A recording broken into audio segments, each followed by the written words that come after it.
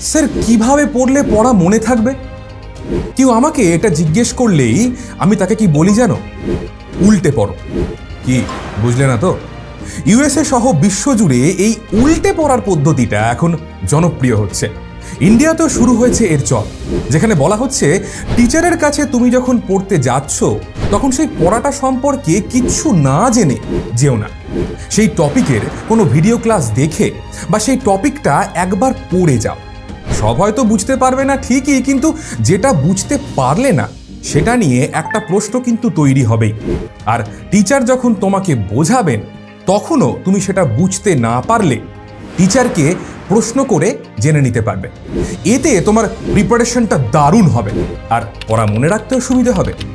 ঠিক এইভাবেই কিন্তু পড়ানো হয় আমাদের টিউটোপিয়াতে, যেখানে আমাদের ছাত্রছাত্রীরা ভিডিও ক্লাস দেখে আইডিয়া নিয়ে লাইভ ক্লাসে এসে আমাদের থেকে ডাউট ক্লিয়ার করে। শুধুমাত্র তাই নয়, ক্লাসের পর তারা টেস্ট দেয়, নোটস পড়ে। অর্থাৎ দুনিয়া যেভাবে পড়ছে আমরাও বা পিছিয়ে থাকি কেন বলো? তাই তোমাদেরকেও বলি, শুধুমাত্র পড়ো না, উল্টে পড়ো।